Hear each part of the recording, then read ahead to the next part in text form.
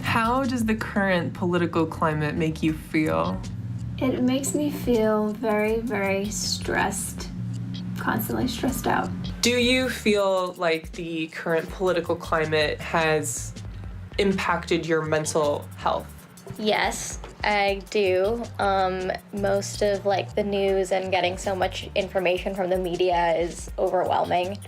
Specifically about politics? Yes, specifically about politics. How does the current political climate make you feel? Overwhelmed. The political climate makes me anxious and depressed. How does the current political climate make you feel? Really worried and nauseous at this point. There was a period of time I was getting up in the middle of the night and refreshing my feed and checking the news, and then I just had to take a break. So at this point, it's like I try to look at the news maybe once a day and then go about my life, because otherwise it's just all consuming and so stressful. How do you feel like the current political climate is affecting your mental health? I'm consistently disappointed, but never surprised. I'd say that the current political climate has made me very paranoid.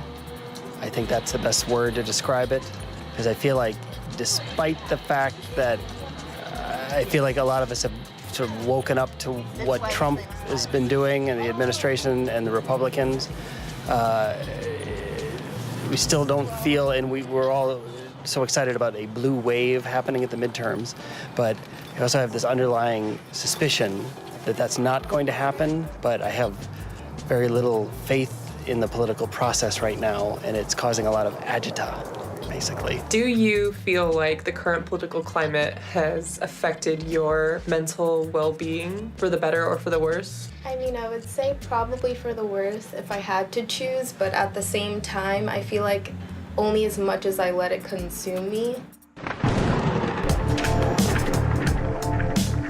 Welcome to BrainStorm 9000.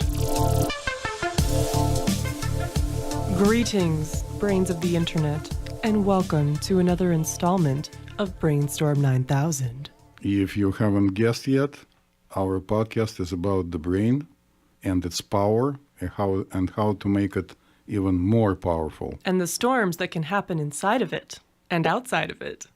Today we are going to talk about the storm outside, the elections, and how they affect basically everybody in this country. Yes. And maybe most of the people in the world. Indeed. And for those of you who are just tuning in, I'm Master McMaster, here with psychiatrist Dr. Schultz. Yes, that's my nickname, Dr. Schultz. And here today we are joined by the lovely therapist Hillary, who some of you might remember was a guest in one of our earlier episodes about sexual assault called Bad Publicity. Welcome, Hillary. Thank you. So listen, Hillary, every time something bad happens, we need you here. Yes. I'm here for y'all. Thank you for coming. We have a crisis. We need Hillary's input. So today's crisis is politics. Mm-hmm. So if you're listening to this on the day we are releasing it, November 6th, it is the midterm elections. It's a super tense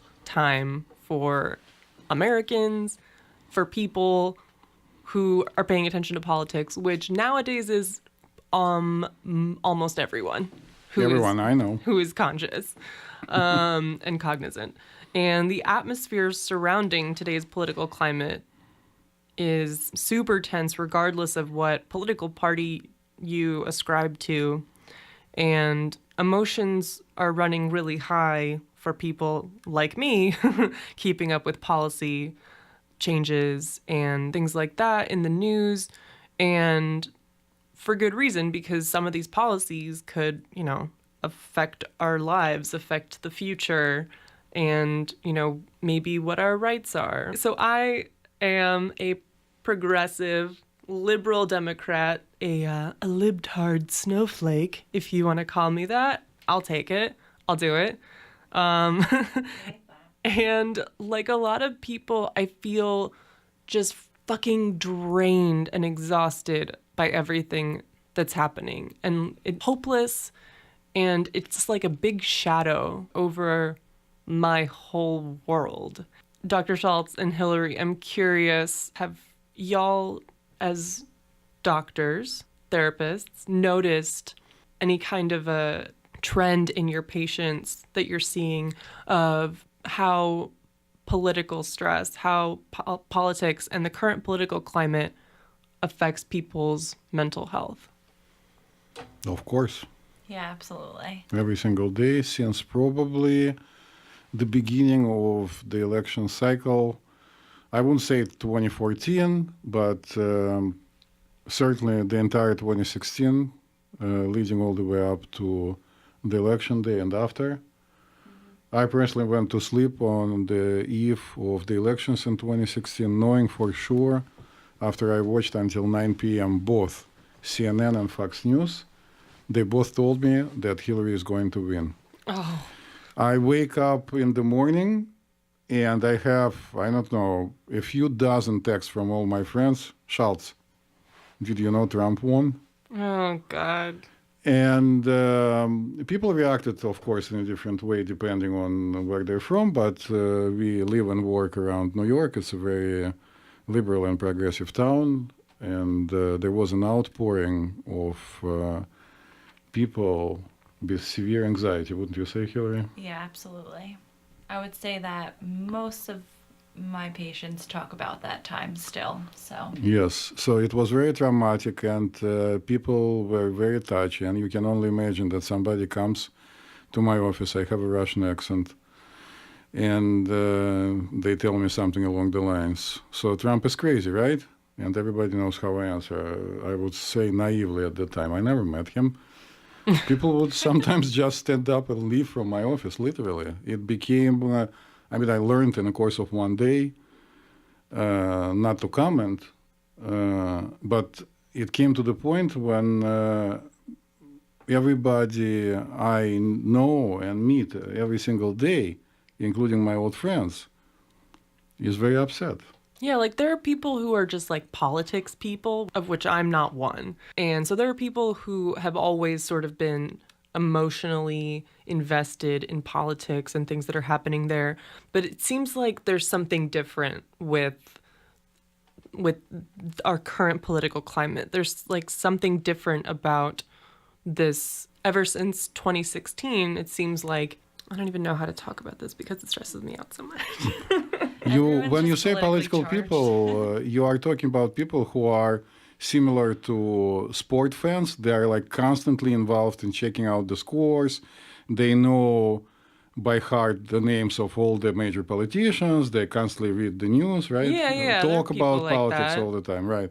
I have a take on this thing. I think that way before these elections, past elections, people who present news to us learn that bad news actually attract attention in a significantly more acute way. Of course, I have to say right off the bat that I believe that journalism plays an important role in any society. These are people who basically guard what's going on. We know many examples from the American history, even from the history of the Soviet Union, where I immigrated from in '88. These are very important people, so they shouldn't be censored, ever, because it's very important for them to say what they feel and think, and they're very gifted people. They write about it, talk about it, then it's up to us to decide what to do with this information. But still, this negative spin started before, and of course, these elections are a very good material and what happened after them to continue, and I'm talking about us, the listeners, the consumers, to look for this material. Yeah, and I feel like politics have really come to the forefront of news media in general and thus social media. It is entertainment. It's everywhere. Yeah, it is now a form of entertainment. Yeah. You know, it's basically a reality show that is going on all the time, and we forget that even this thing that seems to be so real actually is also orchestrated. Politics, come on, people, right? But it's affecting every single person. So Hillary and I are supposed to sit here and be very composed and talk in a very calming voice to our listeners and tell them to calm down. But It's Are you hard. human? Yeah. It's hard. We are human, right? Yeah, absolutely. Yeah. So every single person is affected. Even little babies, and my cats are affected. Everybody's affected. Yeah. Can you guys tell me a little bit about what kinds of changes you've seen in your patients over the past couple of years? Yeah, absolutely. I mean, working at an inpatient psych unit during the day when I'm not being a private therapist, a lot of my patients are coming in with paranoid delusions about, the election and politics. And prior to 2016, I definitely did not see that in, the content of my therapy sessions with patients who were paranoid. But now everything is kind of revolving around Trump, and it's becoming more racial and more, it's just a lot more political than it used to be. Yeah, divisive. Mm-hmm. I have to tell you, when I studied psychiatry back in Moscow, I'm from Moscow, many, many years ago, we are talking about the late 70s, early 80s in the Soviet Union, we were taught, and we saw it, when people are super sensitive, and of course mentally ill people are super sensitive, and have a predisposition to react in this way, their paranoid delusions are still based in reality. Right? Yeah, exactly. They have a reason to be paranoid. Yeah.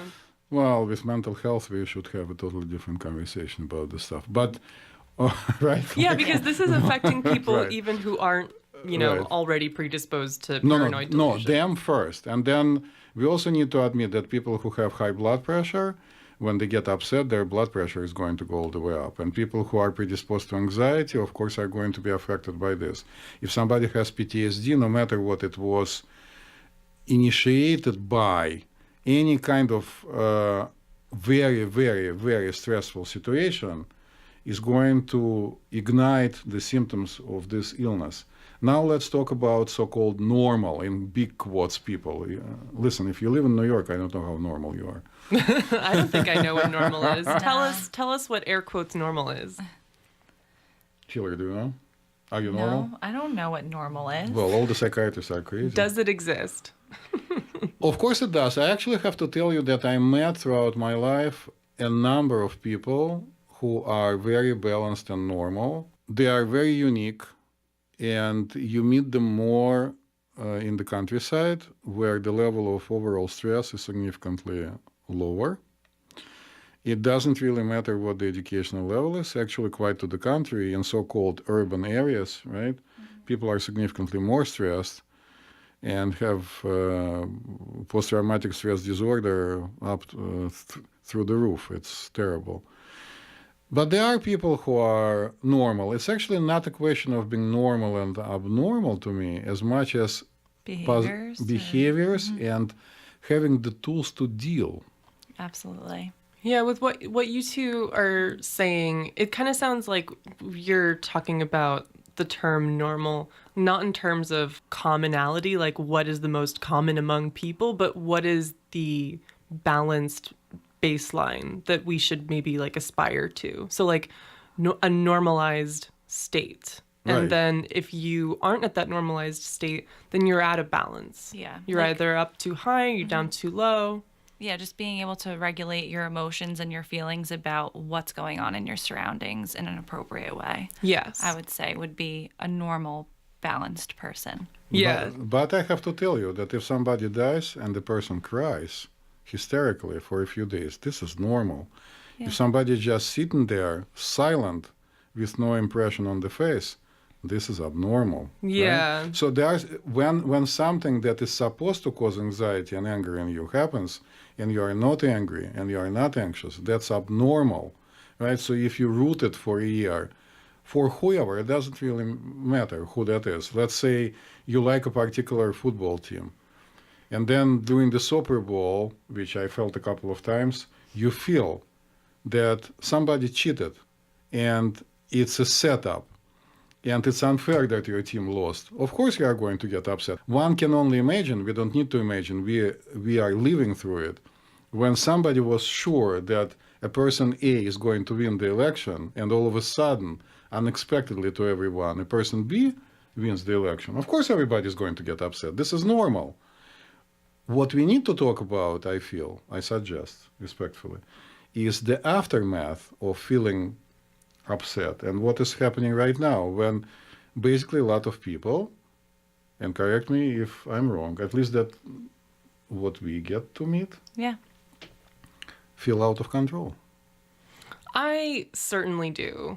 So I'm very, I've wanted to do this episode because I am personally very, very affected by this, and I haven't come across any good ideas for how to cope with this. I have been super stressed out. I feel like I said earlier, this political climate just feels like a big cloud over my entire world, and it makes me feel scared and anxious and frustrated, and no matter what I do, it's so hard to cope with, and it's still like, God, you can like hear it in my voice right now. It's like, it's so upsetting just generally.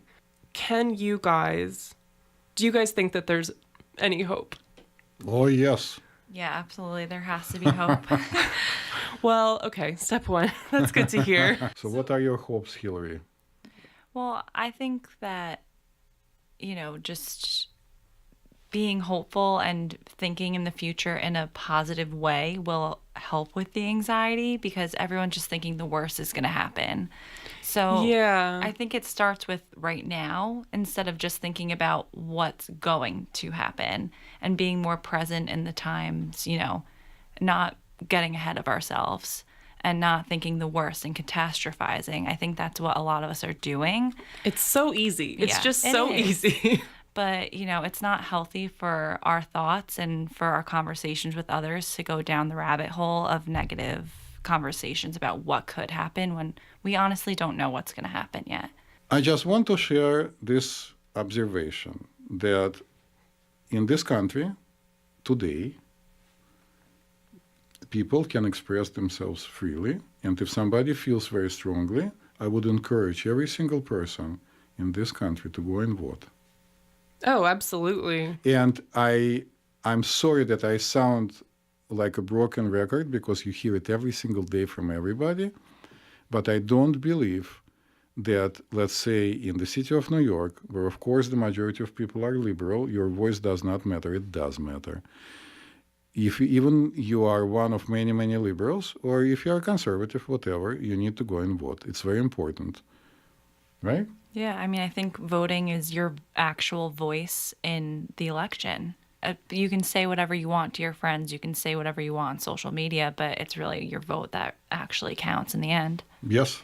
Yeah. Yes, it does. And I definitely plan on voting as a way to kind of try to cope, as a way to kind of feel like I'm affecting change. Which is very important.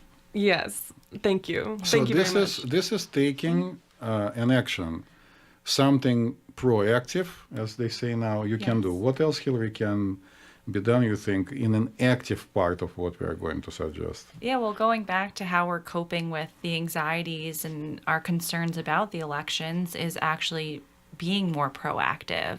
And I understand that we all want to express ourselves to our friends and on social media, but I think it's really important to, it might help with your anxiety if you do become part of something that you believe in. Exactly. Take it off of the screen, take it off of, conversation in a small group and, make it bigger and actually be active in something that you believe in. I think it'll help people deal with the election better and distract them from all the negativity as well and feel passionate about something. Yeah, that's something that I haven't really tried. I've kind of just been like running in circles, like with my friends, just talking about how frustrating this is. And then, it's like, don't want to think about it, tune out. But there's also a middle ground. Yeah, we all have our thresholds and limits about how much, politics we can take. But if you are taking part in it in a way where it's not over-consuming you, I think it can actually be healthy and a way for some kind of self-care in a way. Oh, interesting. I never thought about it that way. Maybe masochism is a healthy thing, but not to the extent that it's happening right now. No. For example, I'm not going to talk to anybody I don't know. I'm going to talk about myself. Ever since the elections, I developed an unusual tendency to get ready while having my TV on, switching between different channels. Once I caught myself, in the course of a month or two that I'm doing this, I just shut my news in the morning off. Then the other thing was that I started following the news. And then I've noticed that it upsets me. And the more I follow the news, the more I realize that a day-to-day thing is actually just irritates the hell out of me. It doesn't give me any new information. Somebody said this, somebody said that. When important events happen, it's one story. But when it's a repetitious event that happens again and again and again, I'm completely tuned out. Makes my life significantly easier. But periodically I catch myself doing this. I stop. Yeah, and I think that the problem is that some people have difficulty stopping, and they become so consumed by what's going on every single minute because we have access to it so often. And I think it's important to shut it off once in a while and regroup and get yourself together. Because, yeah, politics are going on all around us, and I understand that it's a huge conversation in our country, but we also have to think about ourselves as individual people in the end of it. We have to take care of ourselves, let alone our country, but we have to separate the two and make sure that in the end, you know, we're good instead of being so consumed with the whole. We just recorded an episode that probably people will listen to before this episode about meditation, in which I suggested consider myself pretty well educated in this area, and I practiced it a big portion of my life, meditation, that my grandmaster always told us not to meditate for more than 10 minutes. People would get upset and say, why not more than 10 minutes? And the answer is very clear. Because you are born to live a life, right? You need to be active. You need to enjoy your life. I'll compare it to, for example, going out and having drinks with friends. You cannot do it every day. You'll be drunk all the time and high. You need to have a life. Some people choose to be drunk and high every single minute of their life. They die, right? Taking anything to the extreme, no matter how important it seems at this particular moment, is probably not such a good idea. So probably our suggestion number one, Hillary, if you agree, should be to take control of your exposure. Okay, yeah, and then, so one way to take control of that exposure would be to separate yourself and, like, turn away from social media. So how... Not turn away, just decide for you. No, there is no reason to turn away. I would just try to measure how much a particular person can take. To the point when it's not taking over life. Like if you are noticing that you spend most of your day checking out the media and texting each other about what's going on, and everything else in your life is suffering, it's not good. You are not enjoying your life. No. And at this time, it's like the normal stressors that you would have at work and in relationships is actually probably good in these times, a good distraction, and to actually be present in those things and take it away from what's going on in America and addressing those things and still taking care of all those different layers of your life and not just letting yourself go to what's going on in the social media world. So another example that I would like to share, I like cooking, believe it or not. So Indian food, for example. So let's say I decided to make a particular dish.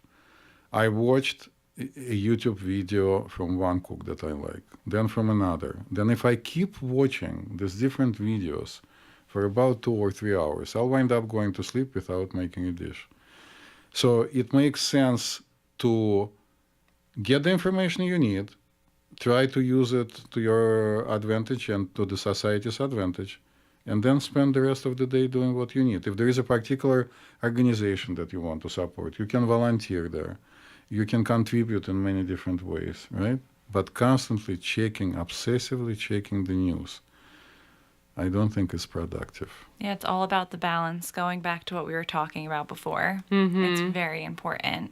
Yeah, and another thing that I think both of you touched on, to take a step back from this big picture, whole world, whole future, history is happening now kind of view, and bringing it back down to the first person level, to yourself and your life, and bringing the focus back to the moment, to the particular, not the general. Listen, it's a very simple observation that I'm going to tell you about. So, again, on the eve of 2016 elections, I'm sitting across from my TV and switching between CNN and Fox News. And on both channels, super expert panels speaking in a very matter-of-fact way, dismissing opposite opinions, told me in a very clear and convincing way what the outcome is going to be. And they were dead wrong, okay? So predicting the future is not very helpful. In cognitive behavioral therapy, for example, we constantly talk about it to our clients, right? Yep. Remaining in the now. Mm-hmm. Right. Yeah, and also one thing that I was just thinking of is that, yeah, so like people like me with anxiety, in situations like this, we do a lot of catastrophizing, a lot of like, what if the worst case scenario happens? So we spend so much time thinking about the worst possible thing that could happen down the line, but we don't focus on the fact that there's like a flip side to that, that like those what ifs could be about the best possible scenario. Yeah, we don't do the positive things. If you think about it, we always go right to the negative. And I think that that's what is causing all this anxiety, is thinking about the future and not being positive about it. Because, I mean, we still are right here and no decisions have been made. Nothing's been done yet. And we have to do what we can now to prepare for the future and make sure that we're okay in the end. I'm going to hate what I'm going to say right now because it's a direct quote from a typical communist propaganda in the Soviet Union, but they used to teach us that each person is a creator of their own future. Really? This is one of the things, actually, which was a lie in this situation because they controlled us. But I believe it. Yes, I think that every person, by doing or not doing certain things, has an effect of how their life is. And pardon me for saying it, but if things have become overwhelming in your life for whatever reason, try to take control, either yourself, but then you have to direct your attention to that, or with help, a little bit of help. How does the song go? Beatles, remember? I get by. I get by with a little help from my friends. Yes. Perfect. Referring to something else. Yeah. So again, my pathological optimism is going to sound probably a little bit off here, but we are born to be happy. We need to enjoy our life. Would be nice to be able to enjoy every single moment of life. That's what I call being normal. I know a couple of people like that, not too many, who can enjoy every good meal they have and blah, blah, blah. But at least there is no reason whatsoever to live in a negative shadow of the current political situation. So certainly there's no reason to, but it seems almost impossible to avoid. And I think that's one of the biggest things that is really difficult for, I guess, especially people who are predisposed to have mental health issues. Right. So I'm wondering what you guys can offer in terms of advice for coping with that worldview. Because in general, like, yes, like we all know that it's better to have a positive view of the future. It's better to not focus on all the negativity. But it's so hard to do that. It is. And I think that's why we have to do things that make us feel good as individuals. Hashtag self-care? Yes. Yes. I'm all about the self-care. I honestly think that it's one of the most important things that you can do for yourself. It can be anything. It could be going outside and going for a walk. It could be going out with friends, enjoying a good meal, cooking, just doing anything that's not so involved in society and politics. You know, it's It's just very simple things that can actually go a long way. Yeah, we are not telling, and I'm pretty sure Hillary doesn't mean to tell anybody, and I don't, to just disengage completely No, from the absolutely society. No, not, yeah. but still, your personal well-being, your self-care, should always be a priority. One of my favorite people of the past, Confucius, I hope I say his name correctly, Sounds right to me. Yeah. is quoted to say once, "The rose decorates the garden," which I'll translate means that if you are in a very good shape and you feel good and you look good and you are positive, that helps other people around you and certainly helps you. Being in a bad mood, being anxious all the time, upset all the time is not helpful. And as a psychiatrist, of course, I'm not trying to make it primitive and say, snap out of it. Of course, it's impossible to just snap out of it. Stop it. You remember? Yeah, so people cannot just stop it. But at least directing your thoughts and your desires towards self-care, I think is very important. Yeah. Yeah, and that also kind of brings it back to what you guys were saying earlier about bringing the focus back to the individual, to the moment.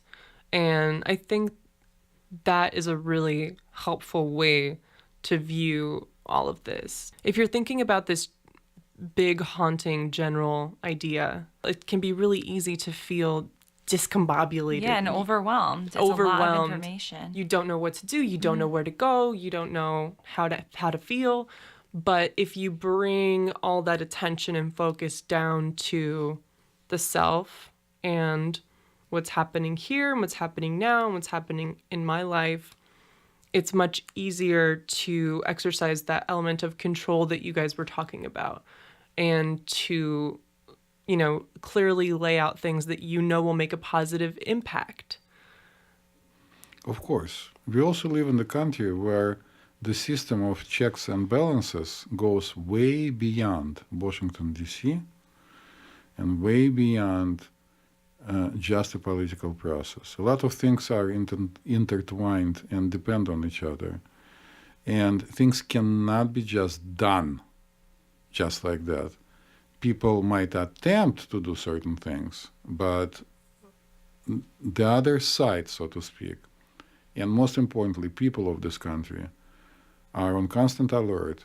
And the media, no matter how invasive and disturbing it seems sometimes, in my opinion, plays a very important role of providing us with access to checks and balances. So you're saying that one way to cope is to sort of keep in mind, or I guess to appreciate the fact that when we see a headline that's alarming, like the Trump administration wants to take away trans as a category of person, it's not like it's going to happen immediately. It's not like it's going to happen and it's going to happen tomorrow. There's a longer road to get there. And if you maybe take a step back and keep yourself from being alarmed by the panic, the immediacy of this, then you can maybe take a more balanced approach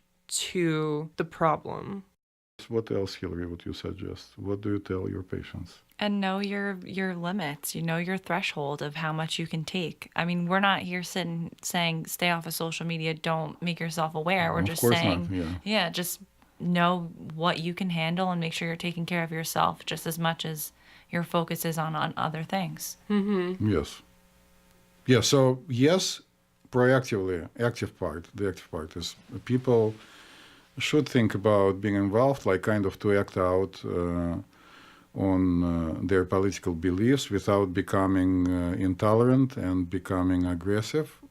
So this is an active part, right? And can be broken down to many. Active coping. You know, I say to some of my clients that if we decided, the three of us, that we are going to Mars together with Elon Musk, and finally the moment came of us landing, we need to wear spacesuits, right? Otherwise, we'll die. So in this stressful situation, get yourself, please, a much better spacesuit, emotional, mental spacesuit, a better helmet, which consists of taking better care of yourself. Yes, pardon me for saying it, going to the gym, doing your yoga, or Pilates, or boxing, whatever it takes, even eating right. Of course, Master McMaster and I like pizza. Indeed. Do you? Oh, I love pizza. Who doesn't? Come on. But you know what I mean. And if you are one of the people who recognizes that they have a problem, an emotional problem, and have been seeing a professional, maybe you should come to your psychotherapy sessions on a weekly basis. Yeah, absolutely. Maybe you should make sure that your medication is adjusted. I'm not suggesting that we can medicate away the political process. That's not what I'm saying. If only. No, what I'm saying is that we need to take care of ourselves so we can live through these difficult times for a lot of people when the sunshine shines. Yeah, live your life still. You got to yes, keep going. you have to get going. You still need to meet people. You need to enjoy your life the best you possibly can. This nobody can take away from you. Mm-hmm. Nobody, no one has ever been able to take away human feelings from humans under any circumstances, unless you let them.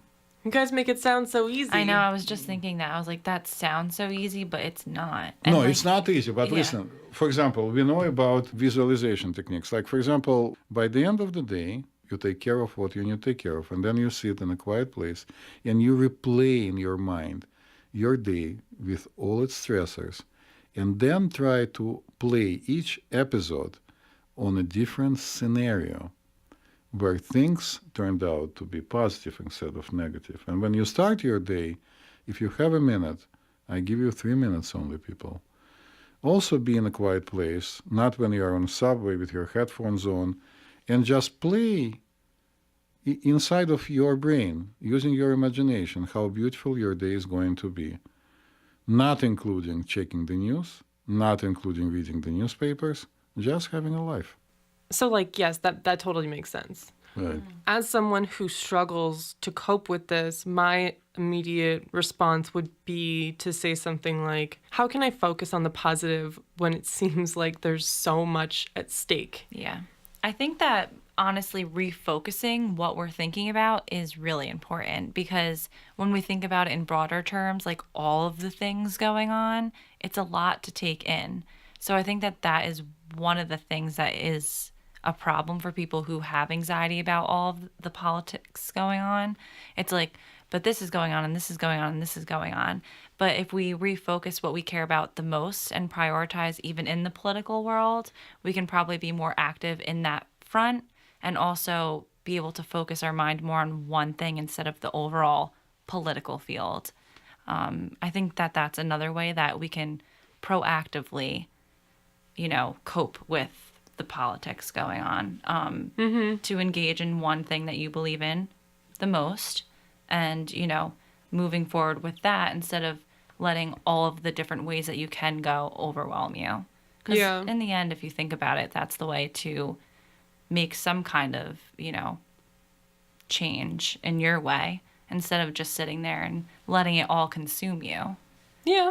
It's not a catastrophe, but even during the times of total catastrophes on Earth, people lived their lives. Those who were able to refocus and start taking care of themselves not only survived, but had a life. That should be the objective. I respectfully suggest to have a life. It's all about priorities. It's so hard to imagine. I talk to my patients a lot about playing with your own thoughts and having a self-dialogue within yourself about what's rational and what's irrational and what's reality-based and not reality-based, and playing with your thoughts and contradicting yourself.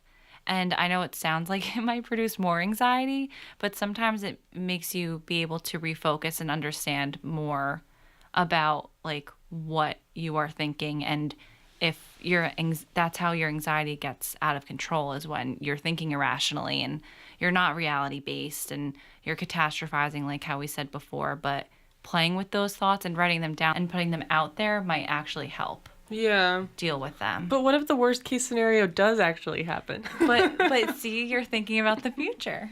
But then you deal with it then. Yeah, then you deal with it. So our concrete advice, Hillary, let's spell it out. Can you give us 3 points, and then I'll give 3 points? Yeah. I think that you should take care of yourself. Try to live in the moment still. I think being proactive in what you believe in is actually important at a certain level, and know your limits. I totally agree. I would like to add that if you feel that you are super sensitive and that your anxiety is taking over and taking the best of you, you should seek professional help. It doesn't necessarily have to be medication. It can be a psychotherapy. I also have to warn people that drinking more alcohol and doing more drugs make things only worse. Drug use and alcohol use is not an answer at all. Violence is also not an answer. And I suggest people to consider simple techniques that I suggested. When you spend a few minutes every single day in a quiet place, replaying the events of the day and trying to play a different scenario when they are more positive, and in the morning, imagining how your day is going to go and how beautiful it is going to be. It's not the end of the world. You also might want to start learning relaxation techniques. I think it's not a bad idea. Actually, so I know this is going a little bit into technology, but on the new iPhone update, they have about how much time you're spending on each app. That's right. And we've been talking about it at work, and I think it's actually kind of helpful in this because you can actually see how many hours you're spending on each app, and say you're spending a lot of time on Fox or CNN or Facebook, you know, it shows you how much time a day we spend looking at these things over and over again. Right. And they've actually said that in the past 2 weeks that since they've had this app out, that there has been a decrease in phone activity. Interesting. Yeah, it brings it back to what you guys were talking about earlier, just like awareness, mindfulness, being aware of the present, how you're processing thoughts, and bringing it back down to that rather than being up in your head, just kind of rolling through the headlines and playing all the worst case scenarios out to sort of bring it back down to earth. Yeah. Self-care? Watch funny videos on your phone. Don't look at the politics. I love these suggestions. I want to write them all down and put them up on our website for people to visualize in case you missed any of them, because I think that these are all really useful things to keep in mind and to practice as a way to help deal with the current political climate, with the current events, what's happening. You know, the election is so uncertain, and as it should be. It can be very difficult to keep yourself focused and to keep yourself calm and balanced during this turbulent time. But all of these suggestions are super useful ways to come back to that centered state and keep yourself from going too far off track and letting these things impact your mental health. Exactly. So maybe on this positive note, we can sign off. Yes. Thank you, Hillary, as always, thank you very much for joining us. Thank you. It was a pleasure. And I'm going to suggest people keep your brains wide open to life. Enjoy it as much as you possibly can. Yeah. You know what, listeners? If you give it a try, I will. So let's try to make it through this. Okay. You Take got care. this. Bye. Bye.